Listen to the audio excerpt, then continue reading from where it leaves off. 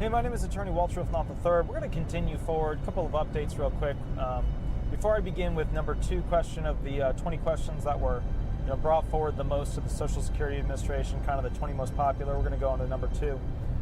My microphone over here broke because the stand is not working. I tried to glue it again, but it disintegrated.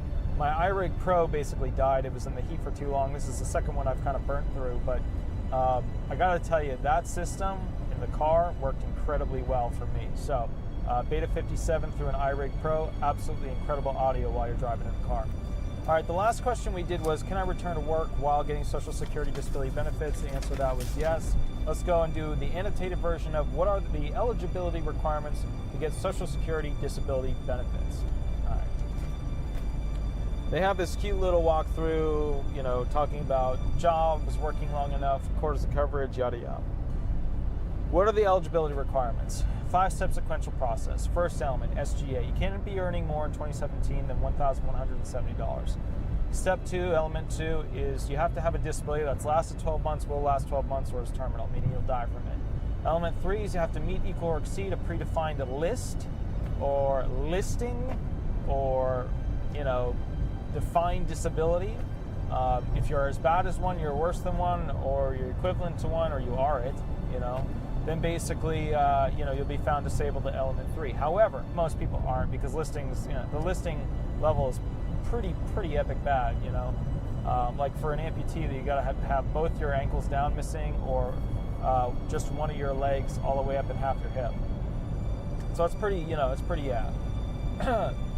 If you don't meet, equal, or exceed one of those listings, what you do is you go through what's called a residual functional capacity as part of step 3. I kind of think of it as step 3.5, but it's really part of step 3. And what that is essentially where they look and see what you can do with the ings: walking, standing, pushing, pulling, crouching, whatever. Thinking, focusing, following instructions, blah, blah, blah. Put an ing on the end of it, and that's basically what they're looking to see what you can do. And the whole point of that is they want to see what your capabilities are. So think of it as like, it's like a football player, a hockey player's ability to, get the ball from A to B. How far can they run? How far can they skate? How long can they be out there? It's like a check-in, a residual functional capacity analysis as to what your body can or cannot do. Okay. So let's go ahead and talk about that. What that means is they're getting you prepped to go into step 4, which is element 4. Can you do your PRW, past relevant work? All right, so what is your past relevant work? Past relevant work is essentially the work that you've done within the past 15 years. So they're wondering if you can do that work you did within the past 15 years. They don't go farther back than that because, let's call it like it is, who the heck remembers what they were doing 20 years ago? Nobody remembers that. All right, let's pop over to the next one. Of course, there's somebody watching this video going, "Oh, I remember doing this job," and da da da da da da. Yeah, well, if we're talking about a job where all you had to do was, be, a waiter, and all the same tasks are the same you've been doing consistently through another job, or yada yada yada. Yeah, sure. But if we're talking about, you were a rocket scientist and then you totally switch career paths, a little bit different. So, all right, next thing that you need to know is this. Let's talk about, so let's say you can't do your past relevant work. We go into step 5. Step 5 is, can you do RTSWs or unskilled? RTSWs are relevant, transferable, skilled work jobs. They're jobs where they can take the skills from the work you used to do, the jobs you used to have, and pull them over to other types of jobs that you might be able to do. And if you can't do any other skilled or semi-skilled jobs, then they do an analysis to see if you can do unskilled jobs based upon, of course, RTSW and PRW, they do this too, but based upon based upon you got your very heavy, medium, light, sedentary based jobs. That's categorically how they split them up.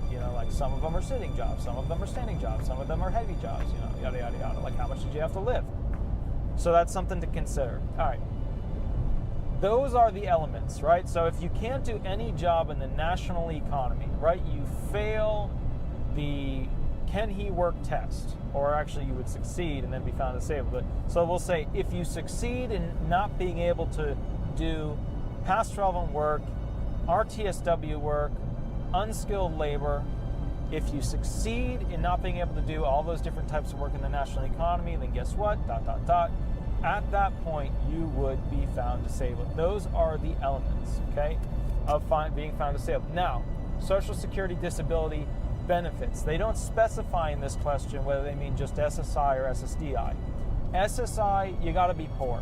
You got to meet a bunch of poor elements, or restrictions, or little caveats among the statute. You got to be poor, like have $2,000 or less in the bank account, yada yada yada.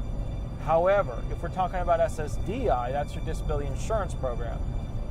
SSDI is all about those quarters of coverage. Think of those as the things that you've been working and paying into while you've been living in America. Yeehaw, right? So if you pay taxes, you're paying your Social Security quarters of coverage taxes, that's good. That means you're earning them. Now, you get 40 of these, you've done very well. You don't get 40 of these, well, we have to see, where on the charts you might be good, where in the charts you might be bad, yada, yada, yada. All right, so let's go through that real quick.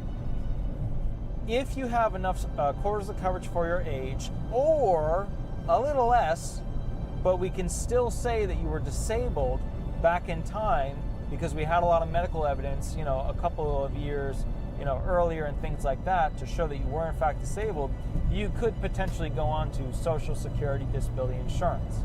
However, remember, this is a quarters of coverage and severely disabled medical evidence game.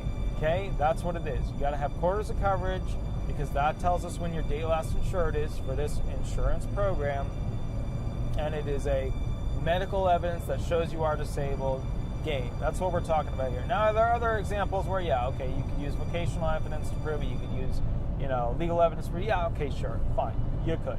But for the most part, this is a medical evidence and a quarters of coverage game for SSDI.